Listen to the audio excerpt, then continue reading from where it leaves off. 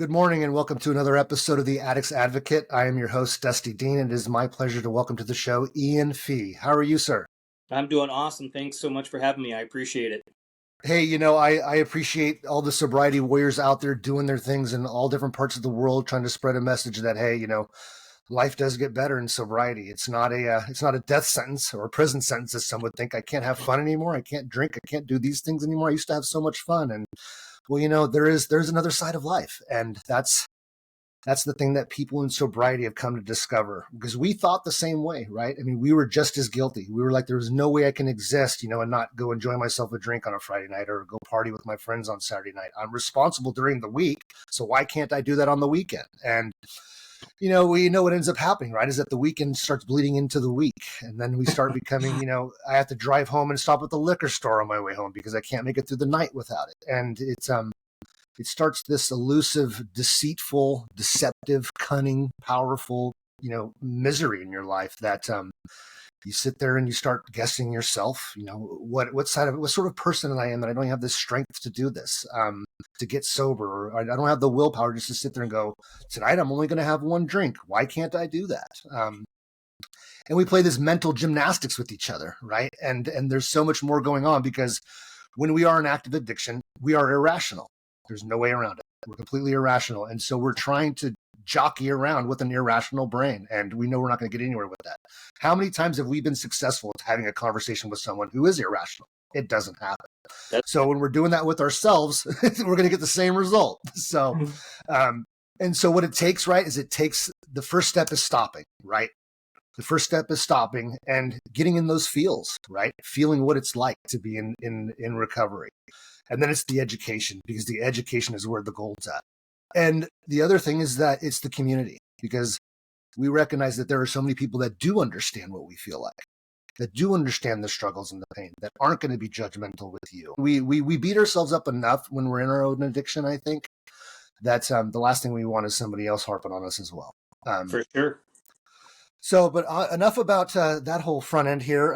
You have a wonderful book called Wild Ride to Sobriety, as well as you've started a program called Make It Great. And in your sobriety, you've ventured out and have basically been an ambassador for people who are trying to get to a better way of life. And I don't want to take up any more of your time. I want you to please, usually write the story of good things usually sometimes starts with stories of bad things happening. So we got to obviously hear the front end on how we got to this point in life. So please share, Ian. Yeah. Well, again, thanks so much for having me. And my addiction started, and I didn't even think I had an addiction. At the age of 1, I was having my first sip of beer.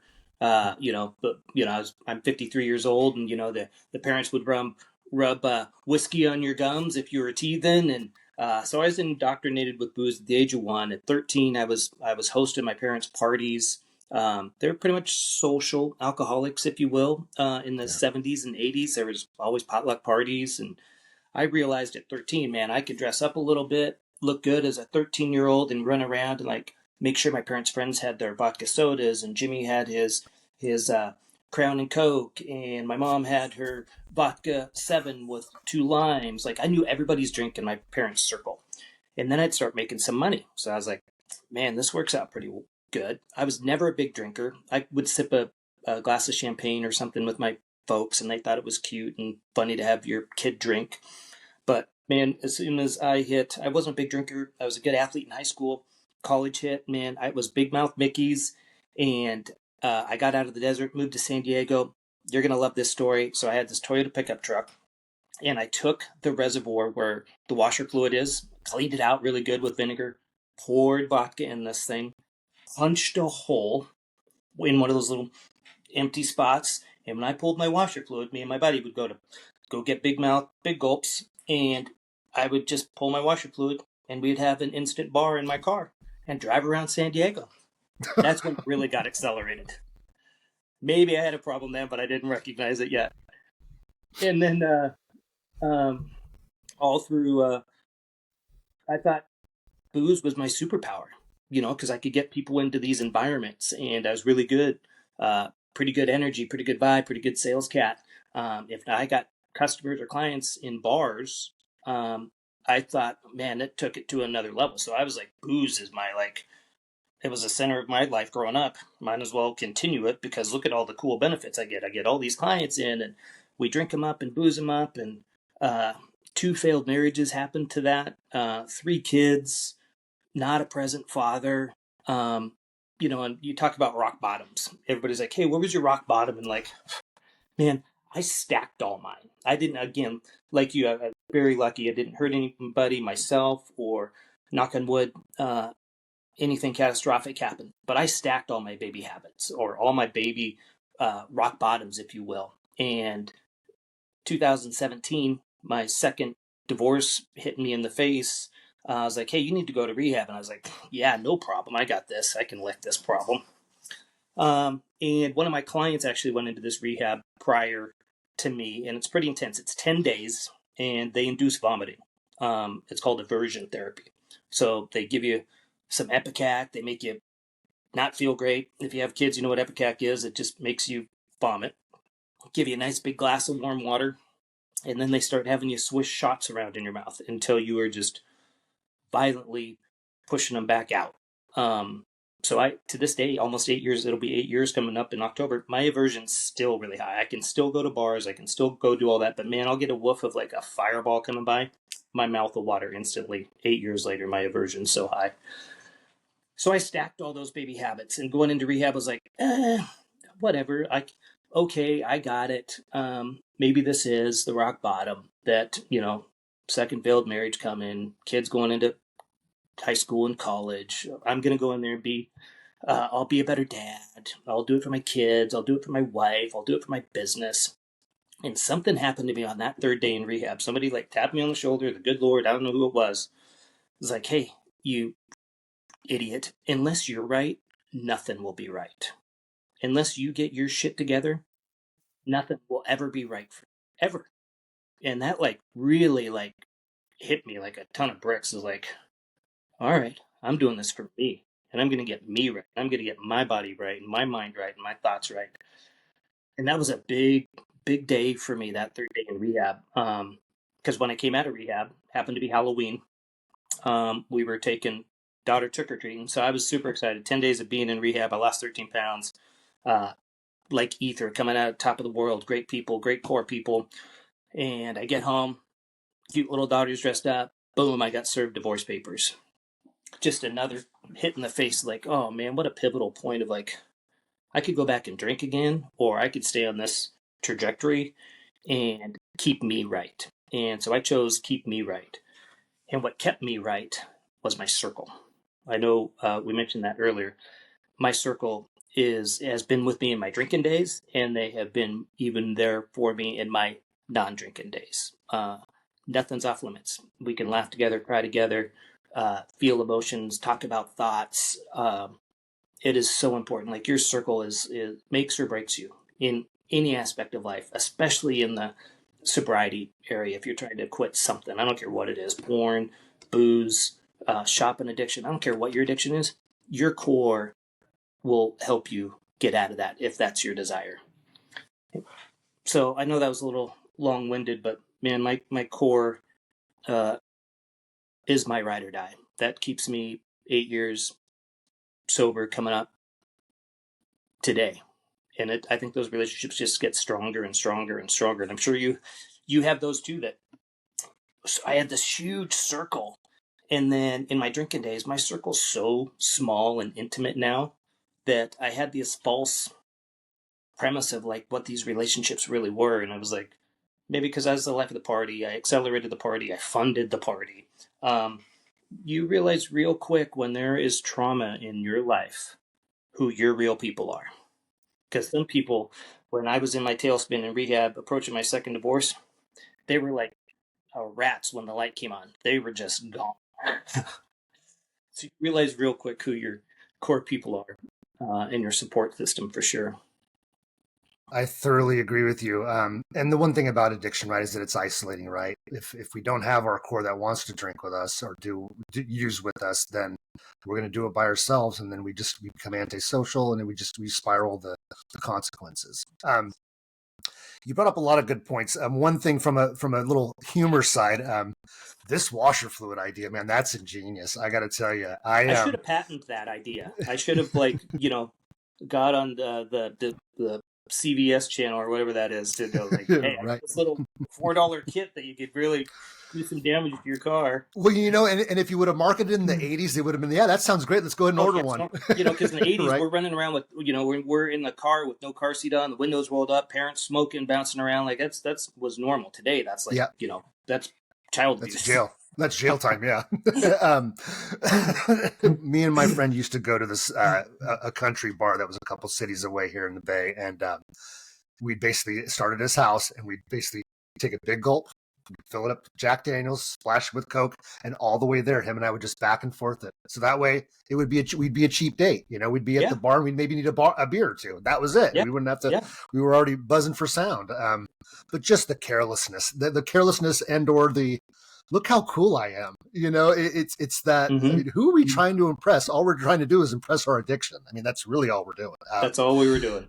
Yeah. And this whole notion of, yes, guilty by association, right? Even, it was such a big topic, right, when we were growing up, right, as teenagers and stuff like that. Hey, they get in trouble, you might go along with them. And even when we're in our 30s and our 40s, we sit there and we go, wow, we still have bad influences in our life. And we still let Mm-hmm. them be, and or we're bad influences on somebody else. Even when we think we're under the guise of not, we're under the guise of celebration and happy times and everything. Well, we're still putting a class 1 carcinogen in our bodies and killing ourselves slowly with it. So let's think about that for a second, right? But Right. we condone it. We condone it. We've condoned it in society, which is a whole nother conversation. I like your comment. Unless you are right, nothing else is ever going to be right. Because I agree with you, and that's the thing I think with addiction. It's a weird thing because I think a lot of people that are in addiction are not intrinsically selfish people. I think for the most part they want to be all things for everyone, and so they just simply use that as their way to cope. Yep. And so it's odd for us to have to now all of a sudden become, in a sense, selfish, right? Because addiction can look selfish, but it's really more so of the justifications through it's a medication, or it's trying to battle with our own demons, etc. Right? And so becoming selfish is something that's foreign to people in recovery, and I've embraced it personally because it's not selfishness, it's self-care, and I recognize that too. Is that I was trying to be so many things for so many people, and I was just falling apart, or I was just coping in the most inappropriate way, or I wasn't setting boundaries up. And that's another important thing that we have to do. Mm-hmm. We set boundaries up. Charity starts at home. My dad was always big about that. Charity starts at home, and where's home? It's right inside of you. And so Yep. start there and take care of yourself. Love yourself. And in a weird, twisted way, when we're in addiction, we think that we are. And Yeah. and it's so until we got to get through that detoxing phase. It's so important. People don't realize that. You know what? You're binging on the weekend and then going Monday through Friday without drinking is not self-control. You're basically just hanging on by a thread. You're hanging on by a thread, and the reality is you're probably just recovering from a gnarly hangover from that weekend. And so by the time you feel better, you sit there and you go, look at how well I've done. Now I'm gonna go smash myself again. It's idiocy, but it's something that we do. It's something that every addict can sit there and go, yeah, that's me. I've done it. Mm-hmm. And that's the other thing that I think that's so important with us about hanging on in sobriety is that we're still so focused on the pain and the difficulty of being in recovery that we forget about the freedom. We forget about all this time that's now opened up in our lives, right? And that's also one of the most daunting things because we used to fill that with using, Yep. and or if the mind was moving too fast, I'd calm it down by using or doing. And so, but in that, right, there's a whole new discovery of yourself. And if you've been in addiction for as long as most of us have been, right, that there is a new self. You've got to discover your new self, and you've got to be patient with that, and you've got to be willing to, take care of that like you would a little baby. Love it, Mm-hmm. nurture it, and let it grow. Yeah. I use the saying, you got to forgive your younger self, believe in your current self, and create your future self. Like, there's I a love lot of it. forgiveness that had to happen for me, and I think everybody in some sort of addiction, is you got to forgive yourself. Like, you don't have to go. I've never been to an AA program. I think it's phenomenal, and there's great success in that. And I know a lot of that is like, go ask people for forgiveness, but you also have to look in the mirror and forgive yourself, right? And I did a lot of forgiving myself, and I let my actions prove more than my words There you go. for people, for sure. Yeah. Yeah, no, I appreciate that because I agree with you. That is the first step. It's because there is a grieving. There is a little bit of a grieving, right? Yeah, you got to And sit in there's your dirty diaper, because all you're doing, right, we were numbing something.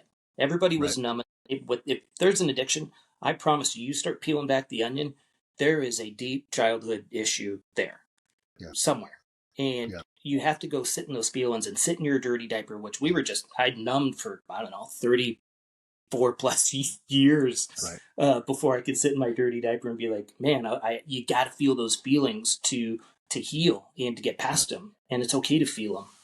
yeah, yeah. And It's for me, interesting. You it's like, it's tough for us as men, right? It's like, we don't, feelings, we're strong, oh, like, right, we just suppress stuff and push it down, and we're fine, right? And we don't have, I can cry with my closest circle dudes, and it's okay, and it's safe, and it's yeah, refreshing. And like, a lot of guys out there are like, I ain't fucking crying, and son, crying's for babies. But right, hey, you have to feel those feelings.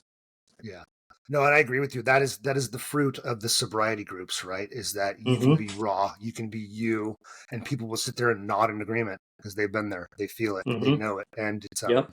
there's a bond there that yeah, unfortunately, right? If you have superficial Saturday night drinking friends, that's about as much as you're going to get out of it. You couldn't sit there on a Tuesday night and say, "Hey, I'm having a hard time, but I need some help." Because they'd sit there and Right. go, "Well, let's just go get a drink. We'll Right. solve that problem real fast, right?" We can take you right through this program. Right. Um, you brought up something really fascinating too, just in regards to generationally and the perceptions of alcohol, especially in a family that's maybe unaware that they have their own issues. Um, Mm-hmm.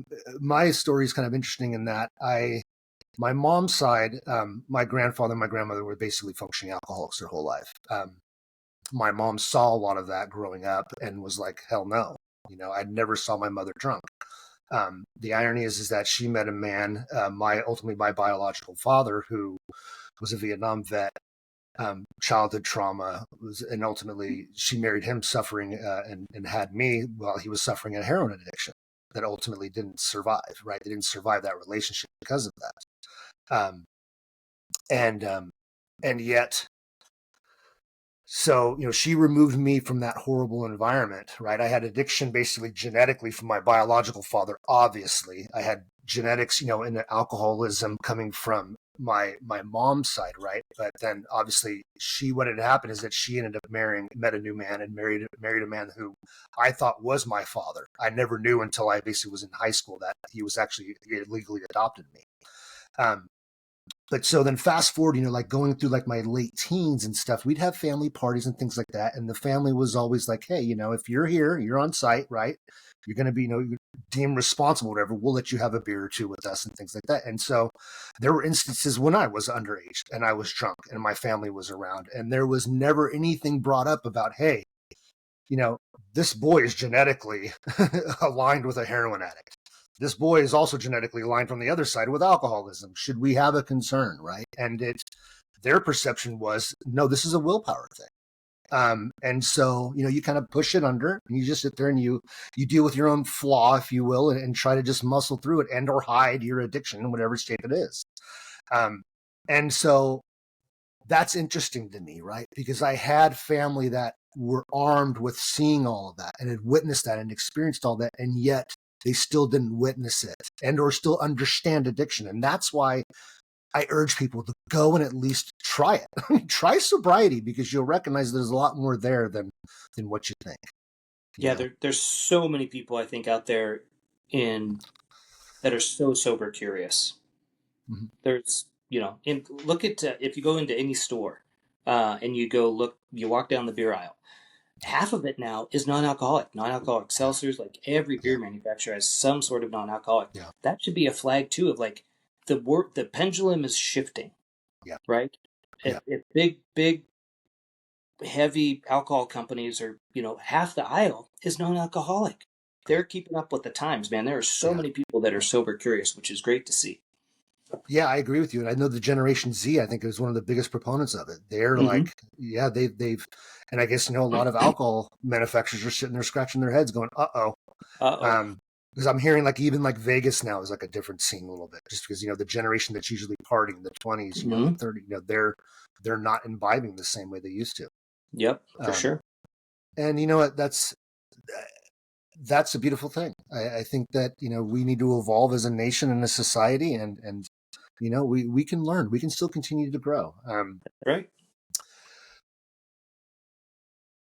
What So your book, Wild Ride to Sobriety, that's really basically kind of like the backstory and kind of the lessons learned through your life in this journey. You give me a little more detail. Yeah. The book kind of came out with three dudes. We were sitting at a business event and at lunch in Irvine, and we're sitting at this restaurant. We would go party and drink, and then continue on to the night and shots and the whole schmash mess.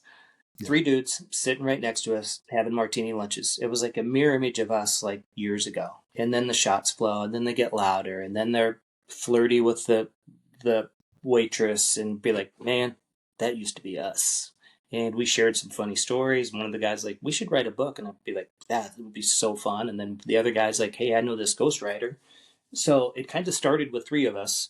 It ended with me. Um, because I was completely naked in this. It's all out there, and Yeah. they didn't want to be as naked. So there's a lot of stories with them in there, a lot of respect, Yeah. and they helped me through the process. And it was so therapeutic. And I wrote the book to make an impact on somebody. If somebody could be a better dad, a better mom, a better friend, a better business owner, just a better person. Of like everything got better for me in sobriety. My health, I lost 70 Yeah. pounds, and there's some nuggets in there of like just baby habits that I stacked over time that helped me stay on pace. And I talk a lot about my circle in a lot of these podcasts I do. It all comes back to like your community, right? And that we need that community and those resources. And I just had this conversation with one of my son's friends. He's so sober curious and he's ready. He's like right on the edge. And he's like, "What's the thing I need to do?" And I'm like, "Your circle's your problem, man. You go Yeah. home, you get off Yeah. work, you Yeah. go drink, you smoke weed, you play video games. Rinse and repeat for 7 days. On Saturdays, you go to the boys, you bring in pizza, you smoke weed, you drink beer, you do shots, and you play video games, and you rinse and repeat. Get out of that circle. I know they're close. I know they're friends. I know they love you. You love them, but somebody's got to break the chain, and it's got to be you. Because until you're out of that, nothing will change. And it's slowly starting to weather, but you got to get uncomfortable for that change to happen. And a lot of people are like, I was just listening to this story, this conversation a couple Sundays ago. These ladies are out for Sunday brunch and they're having mimosas. They're doing their girl thing. They're from high school. They're high school buddies. They're in their, I don't know, late 40s, these gals. And one gal was trying not to drink. And her friends were pushing her so hard of like, "Hey, Johnny won't know you had a couple mimosas. It's fine." And then the other girls are like, "Come on. It's the girls. It's Sunday brunch. No, but it's harmless, right?" All of them pushed her and she cracked and had a mimosa. Like her circle's the problem. Yeah. Yeah. And a lot of people don't realize that. And they're like, "Oh, they're my best friends or my high school Yeah. sweethearts or whatever." And like, Yeah. that's okay. You can outgrow relationships. Yeah. Doesn't mean Yeah. you don't love them. You just don't associate them with them as much because you're trying to be better. You're trying to make it Yeah. change. Go set the tone because I promise you, those people will probably come along with you because I know it's happened for me and I know it's happened for you. The silent influence that we make on people is huge. They will Yeah. come. And if they don't, it's okay too. Yeah, there's a lot to unpack with what you just told me there with that conversation that poor woman had to endure, right? Because, I mean, again, number one, peer pressure. You sit there and go, how fascinating, right? How old are we? And you're still kind of peer pressuring me. And a lot of it, because I always tell people, like, if people ever ask you this when you see that you're not drinking, they have to check themselves. and that's the thing that, I get really close to sitting there going, no, I'm going to bite my tongue. But, if you're going to sit there and push me, my question for you is that you've thought about it. You're concerned about your own drinking. And now you're feeling guilty because you see that somebody has the strength to not, and you wish you could. So now, because you don't want to feel this way anymore, you're going to drive them to drink with you so you can feel better. Shame on you. It's their defense mechanism. Right. Right. And I get it. We're creatures of habit.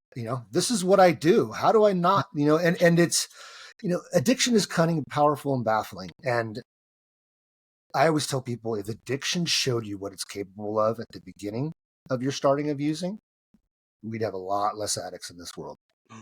Yeah. If you could see the screen, have that light flash before your eyes, here's what you're going to get from doing this. People are like, no, thanks. I'm going to pass. But that's what it does. It slips into our lives. And that's why relapse is so prevalent.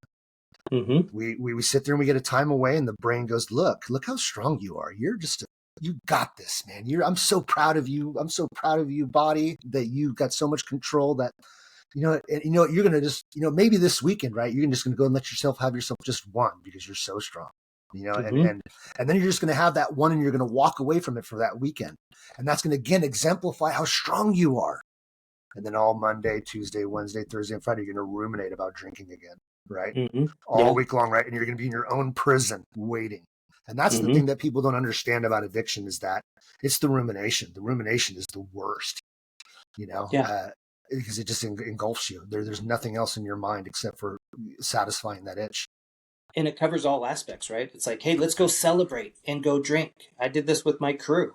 Let's go celebrate. We closed a deal. Or, hey, we had a really bad day. Let's go happy hour. There was no middle. There was a reason all the time to go drink. Celebrate, sadness, it didn't matter. We were going to go drink. Yeah, it's fascinating because in a previous life, I had a small winery here in the Bay Area. And my slogan was, why wait, celebrate. And the irony is that I sit there and I go, wow, it's just, it's fascinating, right? The life we live. But part of me, what was so crazy is that, like, on the weekends in the tasting room, I would start to recognize, obviously, my customers.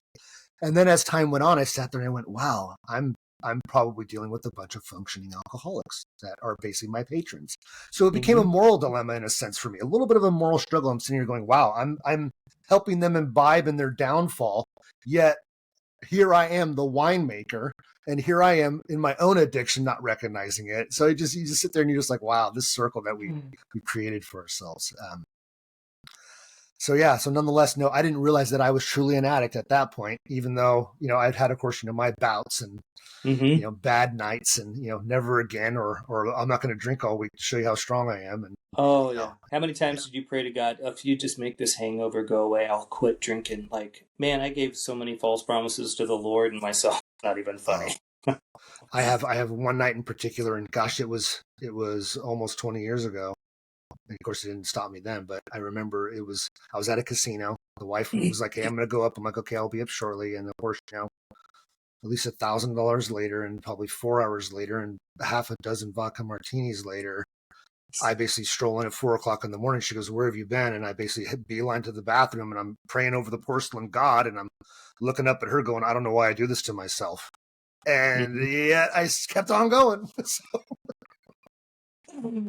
It's insanity. It's straight up insanity. And vicious cycle. Yeah.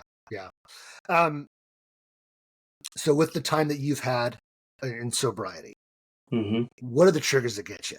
What gets you? What still activates it? Activates me this is a great question. It just happened this weekend. I was at a golf tournament with a bunch of clients up here in the Northwest at a cool golf course, a lot of drinking, and I've been going to this for 19 years. So they've seen me, over half of it, be the life of the party and keeping everybody up late. And what resonated with me is the next morning of how people are like, I need a Bloody Mary. Oh, I'm so hungover. That resonates with me of like, I absolutely don't miss. That's the number one thing I don't miss, is that feeling. So I don't have triggers of like, man, I'm sure everybody's sitting around the lake and the fire and having cigars. A sure nice glass of Cabernet would be great. I don't have those. because all I have to do is fast forward to the morning and go, I'm not I have wasted so many fucking years being hungover. It's ridiculous. And I did the math a couple weeks ago on a podcast, over $1 million in booze in 34 years of drinking. $1 million. Yeah. Client $2,000 bar tabs for my kids at college doing shots, like absolutely insanity. When you really kind of dissect my Yeah. past of like, how many wasted days did I have and how many financial uh, losses I had, it's Right. crazy. So I don't Yeah. have those triggers to go, man, I'd sure like to, I'm going to a football game on a Sunday. I'd Yeah. sure like to have a beer. I just don't have those because I can instantly go to the next day Yeah. and go, oh man, I do not miss that. And the other second is no regrets. And I'm sure you could resonate with some of these stories. I'd look at my phone and be like, oh Oh. my God, who did I text? What did I email? Who do I need to? Oh, did I say that to who? Oh yeah. Shit. Yeah. So it's so Yeah. freeing not Oh. to have any of that carried over. It's a weekend. I got up at 5 o'clock this morning, worked out, cold plunge, shower, steam room. It was awesome. Get to do this with you. Um, 8 years ago, I'd be the guy going to Costco right now. I probably already had a Bloody Mary in me. I could text people and I'd have 25 people at my house here by 10 o'clock for college football, and it would go till Sunday night. Yeah. Yeah. Probably sprinkle in some casino time in there because it's close to the house. Yeah. Um, Yeah. Yeah. Yeah. and yeah, I don't miss any of that.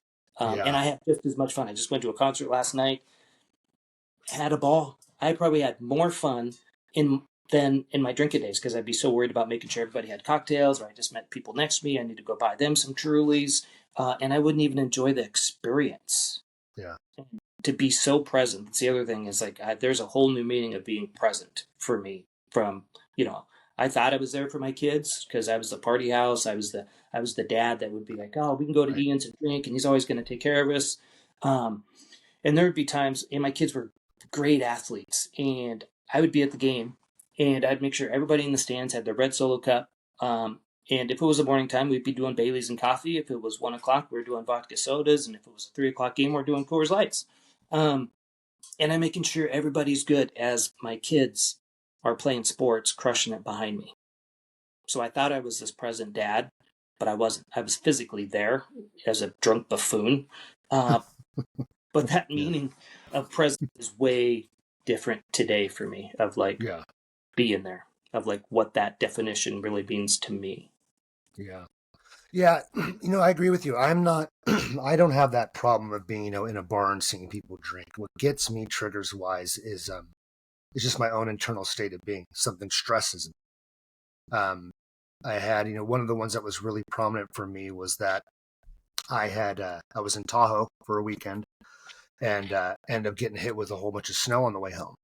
And, it was to the point that we're coming through 50 and I got one car coming my way and he's completely locked up and sliding like he's going to hit us, right? He's got nowhere else to go. He recovers at the last second, but just a stressful drive home, right? And that fried me. It fried me really bad. I got home and I was just out of sorts. I was just under this like stress knot, and that's what would have triggered me to drink. I would have been racing home to get there to ease that pain. Mm-hmm. It's never the visual. It's more the internal that gets me. Yep. So I have to be cognizant of that. And it's interesting because obviously being aware of it, right? You pick it up like, oh, there it is. It's like, now it's trying to do its thing to me. I'm like, I see you. Unfortunately, that's the point is you get to see it, right? And not to say that, you know, you put the thing on a leash, right? It's what we kind of have to do. We put it on a leash for the time being, and then at some point it stops being so aggressive, and you can kind of just get on with your day. But you do have to afford yourself that time, right? Yeah, those chatterboxes, right? We have them Right, whether it's the little guy over here. It's like it's safe. You're fine. You're okay. This is good. You have a good job. You're not fat. You're fine. And then you have this one over here that's like, hey, you idiot. No, things aren't okay. You are fat. You are out of shape. You are a drunk idiot. What are yeah, you doing? It's fine. Let's just drink through it. Don't listen to that guy, right? I mean, it's all right between us. Right here is like the biggest thing that we have to control. Uh, yeah, and it is hard. yeah. It is hard. But you know what else Um, was hard? You got to choose your hard. It was hard being an alcoholic. It was hard being a drunk idiot buffoon. It was hard being the life of the party. it's hard being sober. It's hard being fit. It's hard eating clean. Oh yeah, So yeah. choose your hard. Right? No, absolutely, absolutely. Yeah, I agree with you. Um, Relationship wise, anything unknown or crazy as far as relationship dynamics and sobriety that you weren't expecting? Of how much better every relationship I had got better, especially with my kids. Yeah, My son still drinks today. He will be 30 here in October. Doesn't drink near as much when the old man was drinking. He'll have a couple beers, but not party like a rock star. My yeah, 28-year-old daughter does not drink. And probably because she's seen her drunk idiot dad. I had both my kids write letters in the book, and my daughter writes, I didn't know what kind of dad I was going to get. Was he the happy dad, mad dad, sad dad, party dad? And she would have to text me because this would be a Wednesday on a school night as the kids are, you know, she's upstairs studying, and I have, half the high school at my house, and I'm doing fireball shots with them, playing loud music till midnight. And she's texting me, can I turn the music down? I'm trying to study. And then my 15-year-old, she saw snippets of she was too young really to understand it, but all of my kids now can look at me, and I've broken that chain in my family. My parents were social alcoholics. My grandma and social alcoholics, and somebody had to break the chain, and it's me. And I think people, even in your experiences too, you probably see that things are caught more than they're taught. Like my kids catch me doing a way better job at communicating, a way better job at health and fitness, and eating and relationships and being present. Um, and I know my kids are super proud of the dad that I am today. So my relationships, even with my business, is better. With my sales cats that work for me, way better. Their wives like me a lot better now that I don't have them out drinking and partying until midnight, 1 o'clock. Which I have a couple stories in there, but my relationships are so much more intimate, and I outgrew a ton of relationships because of my growth, in just those environments that I didn't want to be in anymore. Not that I don't. I got a couple buddies. I love them to death, and I used to go party and drink a Maker's Mark with them every weekend, and I see them a couple times a year, and it's great to see them. It's just people outgrow relationships too, but the ones I have are so much better, especially with my family and my kids. and I think this is generationally. This whole, what do our kids witness? What do we want them to see? And if they do see it, and do they dare call us out on it? How do we respond? Right, I think that's huge. My kids are bright enough to see that the things that were happening to me, and Mm-hmm. so with that, I'm an open book regarding it. I let them see it. I'm like, because I agree with you. I want to break the chain. Um, Yeah. I want that knowledge to be there. I want my family to see what it does. I want them to see how it acts. I want them to see how the brain functions through it. And yeah, I think that's powerful. I mean, we want our kids to be better than we were, right? At For the end of sure. the day, we want them to be way more successful. And it's humbling. It's humbling as men, as parents raising your children and letting your children see all those flaws, right? Because we have this notion that, I mean, right, at least when I was a kid looking at my parents, especially my father, right? I mean, he was it, right? He was the man. He was everything that you aspire for. He was that strong type. He was all these things, right? And so when you feel like you're not holding up your end of the bargain with your own kids, you sit there and you go, ugh, it's Yeah. and but at the same time, what's great about it all is that the reality of it is that even as adults, all we are is just grown up kids trying to figure things out too. And Yeah, I asked my kids today, how can I be a better dad? And I would have been so afraid to ask that 8 years ago right, because I knew what the answer was going to be. I just didn't want to hear it. yeah, And if, as a parent, if you can go ask your kids, how can I be a better dad or a better parent or a better mom? Ask your kids. yeah, They'll tell you. yeah, And one, it'll either give you great validation that you're doing a fabulous job, or there might be something you need to tweak a little, right? Because we had kids. There's no playbook. right, Nobody has the playbook to be a parent. So yeah, every parent's different. yeah, But if you can communicate with your kids and be raw with them, right, and be truthful, be like, what can I do to be a better dad. Ask your kids that and see that response that you get. Yeah. And then you'll start catching them and be like, how can I be a better son? How can I be a That's better it. daughter? That's it. Right? And Yeah, that's what you want. they'll model. That's what you want. Yeah, you want them Mm-hmm. to sit there and go, this isn't weakness, me professing the things that I have problems with. This is Mm-hmm. strength, because I'm Yeah. willing to recognize it for what it is, and I'm willing to sit there and go, hey, I can't do this by myself. I do need some support, right? And Mm-hmm. that's just simply somebody that says an ear for me. That's sometimes all I need, because I got to vent this out. Um, this is good stuff, Ian. I appreciate the time this morning, bud. Yeah. Back at you. How old are your kiddos? I have a 19-year-old and Awesome. I have a 30-year-old stepson. And again, going back to the playbook, so my stepson has some learning disabilities. Okay. He doesn't drive a vehicle. He does have an electric bike. He's a crossing guard for the local school district. He also does Uber Eats and DoorDashes on his ride. So awesome. The kid's resilient as heck. He's got himself a whole bunch of small little social media channels promoting, these little products that he really likes and is endorsing. And he's a hustler, and he's got such great drive, such great happiness in his life. And at the same time, he's got some tremendous challenges. And Mm-hmm. raising him, again, that playbook, yeah, there wasn't a playbook. And we were discovering his truth, if you will, about how he truly was, for most of his adolescence. um, it was one of those eye openers. It was basically freshman year. We basically had a teacher sit us down and say, look, maybe nobody's ever told this to you before, but he's probably going to be dependent on you his whole life. He's probably not going to be able to drive a car. He's probably never going to get married. And you're just kind of like, what? You're sitting there going, my kid, but I'm guilty of an 80s upbringing. Conform, Mm-hmm. get in line, focus, and these things that just mean nothing to him.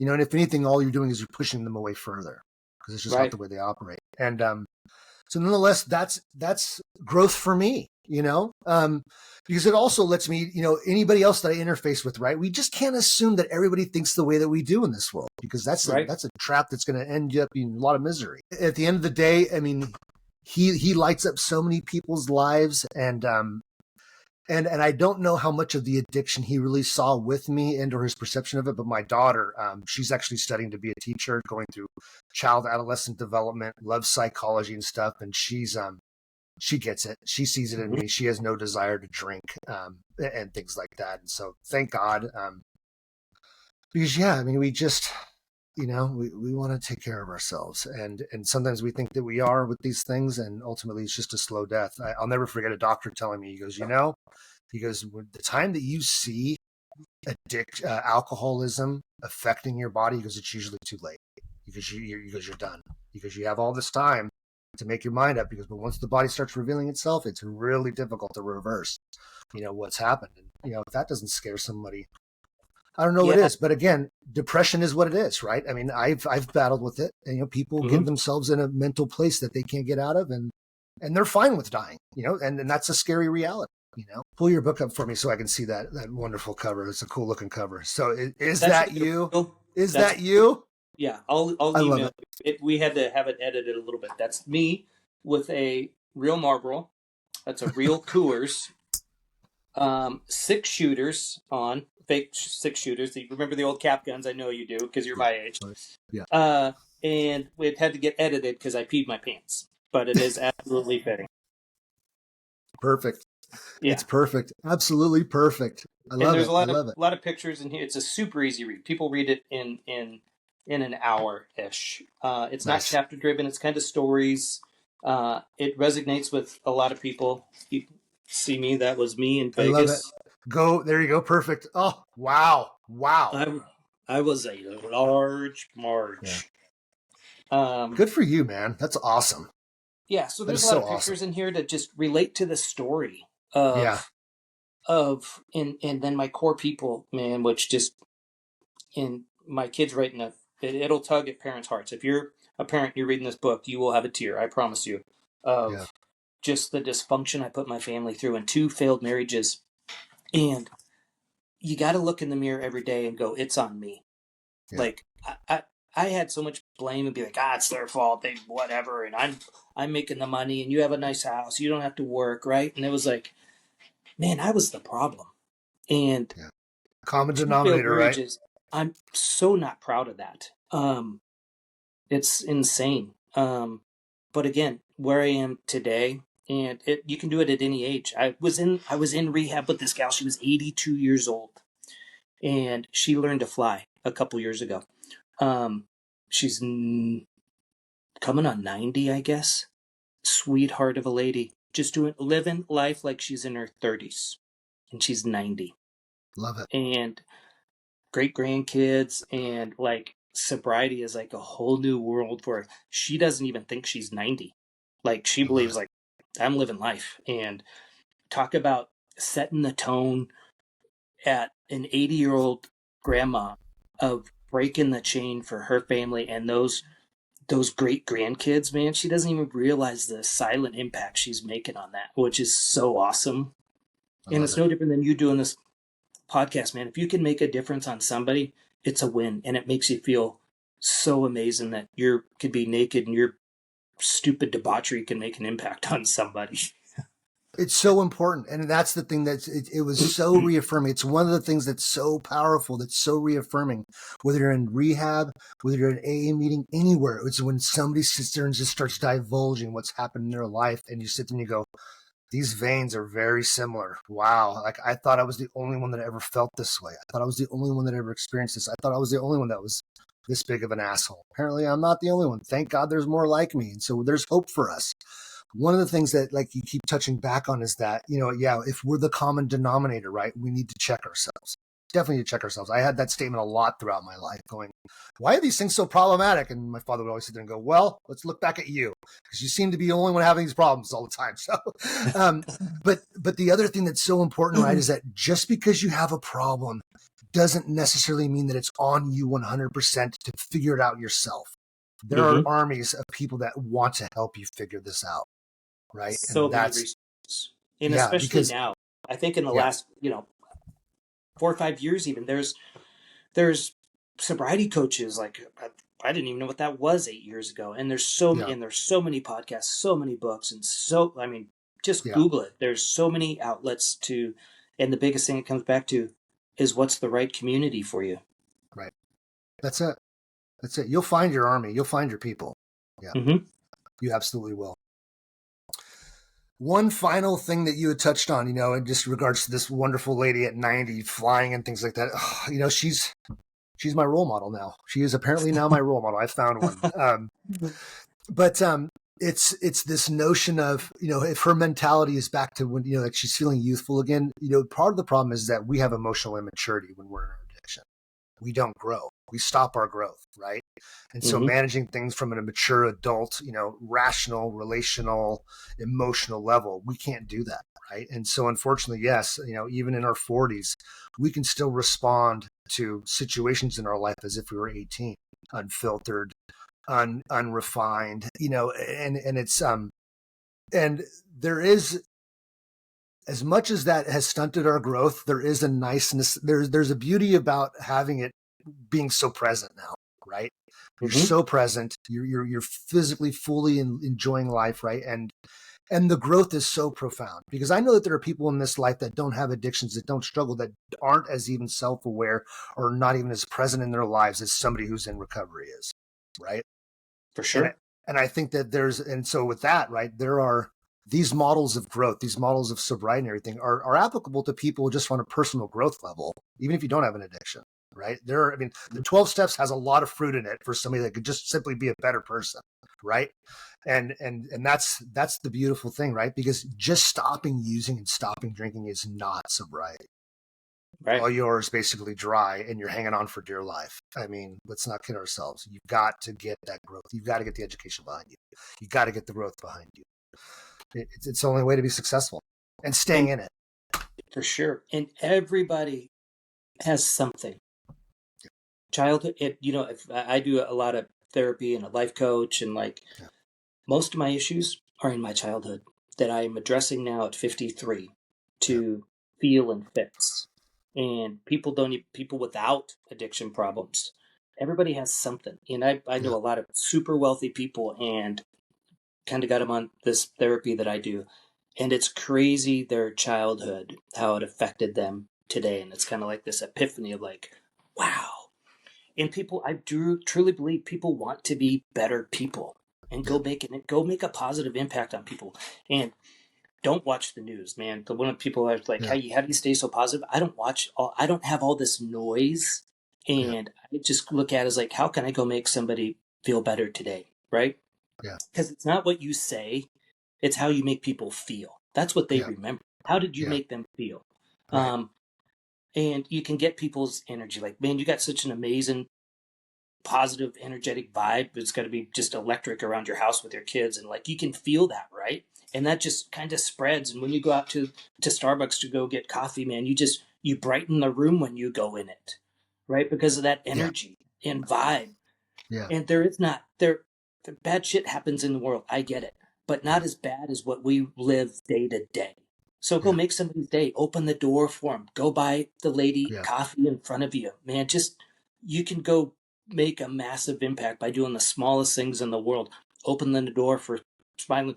I opened the door for a lady today at the gym, and she's like, "Chivalry's not dead." I was like, nobody opens the door for this. I don't know. She's probably in her 60s. Like, oh my goodness. Like the Yeah. smallest little thing. Like she'll probably talk about that all day with her girlfriends over her happy hour today.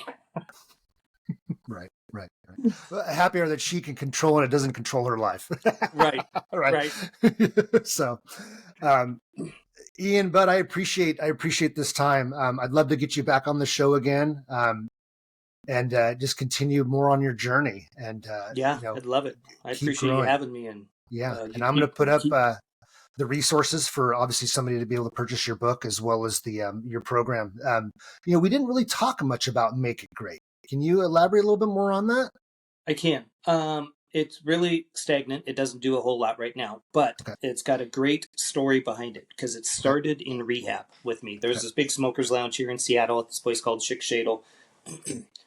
And of course, I'm still the life of the party, even though I don't drink. So I would buy smoothies for everybody, or I'd bring in coffee to the rehab place. And um, we were just shooting the shit back there. I don't smoke, but people were smoking. Be like, man, just when you're around, you just make people feel great. Um, and then somebody's like, hey, why don't we start a community and call it Make It Great, Make It Feel Great. And then landed on Make It Great. And then one of the gals that's a smoker is like just etching in the uh, wood seat and made the Olympic Mountains. So that's where the logo came from that I have. And it started out, my kids were very involved. We did a couple events at high schools of just speaking about, uh, breaking the chain of negativity. Just go make every day great. It's your choice. It's your ability to go make a difference and go make somebody feel great by opening the doors. And so a couple of my kids and some of their friends spoke at high schools and it made a big impact. And then my work life kind of just got busy, and then the kids started going into college, so it kind of sat stagnant. But it's really just a mantra Yeah. to go make a positive impact on somebody. And you can. You have the ability. And go make a positive impact on yourself, right? Like I'm kind of I'm a chivalry, I'm one of those hopeless romantics too. Sticky notes. I got a 15-year-old daughter, and on her mirror, I'll take sticky notes and be like, you are beautiful. You are amazing. You are the best. Because they get filled with so much shit on social media and Yeah. negativity and like, uh, just noise, Yeah. right? That Yeah. we as parents have to combat that. Yeah. And I got Sharpies on their mirrors, be like, I'm going to my daughter's 28-year-old, and I'll take a Sharpie with me, a erasable one, and I'll put on her mirrors in her bathroom, like, you're an amazing, you're a superstar. I'm so proud of you. That one, they need to know that. Yeah. And maybe we don't say Yeah. it enough as parents Yeah. of how proud I am of you Yeah. and how important you are. And you are amazing Yeah. and you are Yeah. beautiful. That go make an impact on your own family, right? Like I put little sticky notes in my gal's car in her glove box, be like, I love you, you're beautiful, you're amazing. It's like you saying about your wife during the show is fucking awesome. I love you, babe. Right? Like the littlest things we forget about that we take for granted. Yeah. And one of the things with Make It Great is like gratitude. Yeah. Oh, Gratitude is massive. That's it. gratitude is my foundation of the beginning of my day, my midday, my end of the day. Of like I get so centered Like if something spins me out, you talked about earlier, you're going through the snow and you're just wound up, and I couldn't wait to get home. The car almost hit you. It's like, be so grateful that you made it home or Right. home safe. Car's good, but get my life coach Angie, this gal out of Florida. She gets me so granular on gratitude. She's like, "What are you grateful for?" I'm like, "Of course, my kids and my gal and my job, and I'm just lucky in life and I'm healthy." She's like, "Okay, all that's great. You tell me that all the time. I'm going to call you back in 2 minutes. I want you to just close your eyes and listen and tell me what you're grateful for. I'll call you back." It's like, okay. So I just sat there, closed my eyes, and like the birds were chirping. Yeah. Smell of fresh coffee was brewing. Like it got so simple to just be grateful for like the smallest things that we just get so busy in our world that gratitude is just. And if you can get it in your kids of like what they're grateful for, because I got a 15-year-old that's in school and high school's tough, and my 28-year-old daughter, she's a cop. She sees some crazy stuff of like, get into that gratitude mode is life changing. I totally agree with you. And the great thing about gratitude is that you recognize that once you start becoming grateful for something, you recognize the stepping stones that got you to that gratitude as well. So there's this subsequent gratefulness that it just stacks and stacks and stacks, right? Mm-hmm. And so I did one the other day that was, I think in addiction, right? We can worry, right? Everything's under a stress load. Everything can kind of be, just an air of negativity over it, right? And because I Mm-hmm. commute a lot, and so in my commute, right, I'd get anxious sometimes. I'm just like, you know what, I'm ripe, for getting a nail in my tire, right, and having my morning be screwed up, or having my afternoon be screwed up, right? And the other day, I'm like, isn't it wonderful that I haven't gotten a nail in my tire for a while? And just simply that change in my perspective. No longer do I drive to work worrying about when it's going to happen. I'm just thankful that it hasn't, Yeah. and when it does come at me, I'll deal with it. I'll deal with it. It's going to be an inconvenience in my day, but I know what it's going to be. Yeah. And I'm grateful because I agree with you. Our life is made up of choices, Mm-hmm. right? And it's choices on so many different levels. Everything is a decision, right? Everything's a To how decision. I feel, how I want to act towards somebody else, if I want to hold that door open, if I want to be gruff and callous on the road with somebody that's I'm road raging with, all these things. And on a final note, one of the previous interviews I did, it was a great quote. He said, "You're as sober as you drive." And I was like, you know what? That's so true. Because you know what? You Mm-hmm. could be going to AA meetings and everything else and talking about, this great life that you're living in. And then somebody cuts you off and now you want to kill them. How much have you grown? How much have you learned? How much have Yeah. and Let it go. let it go, I know man. you gotta. I use the traffic one a lot. That people like. You don't. What's going on in their life? Step back a Right, second, you selfish right, prick. right, What's going on right, in their life? right, Maybe they just right. burnt themselves with a curling iron. Maybe they just spilled coffee. Maybe they ran over their cat. Maybe they just found out their mom got cancer. You have no clue. Yeah, So yeah. settle the fuck down and take a deep Yeah. breath. There's a great social media interview clip where this guy is interviewing another individual and he's got a camera set up and this individual just arbitrarily walks in front of the camera. And the interviewer's like, oh, didn't that guy just see that I was doing this interview? And I'm like, that's kind of rude of him, right? And the interviewee immediately says, don't you see it was so beautifully worded, but he's like, don't make the assumption that people are acting ill will towards you when most likely they're just in their own worlds and completely oblivious to it. Right. Yeah. And so he starts just going down this rationale of just sitting here going, we are so quick to be so judgmental and to sit there and think that people are actually wanting to inflict harm upon us. Yeah, and it's just like, come on, people, we need to slow our roll. People are in their own worlds. We are Yeah. in our own worlds all the time, Yeah. and so we're just oblivious. It's no ill will, but that's how a Yeah. lot of these things start, right? It's just a misunderstanding. I mean, gosh, we could clear up a lot of things if we just talked about our misunderstandings. For sure. Yeah. So, Ian, bud, I appreciate your time. You enjoy the rest of your weekend. I hope the weather's beautiful up there in the Pacific Yep. Northwest. Yep. So we got another, I think, weekend of fall weather, and then we get some sprinkles. Yeah, yeah, that's what we're getting. We're getting Monday, Tuesday, Wednesday here with the bays and start raining again. So, but Well, I appreciate you having me, and I appreciate the message that you're doing, and keep doing what you're doing. It was awesome. I look forward to having a longer relationship with you for sure. Send me absolutely, your sir. address. see the book, and keep crushing Absolutely. it. Absolutely, sir. You as well. I appreciate you and Godspeed. Okay. Thank you. Take care.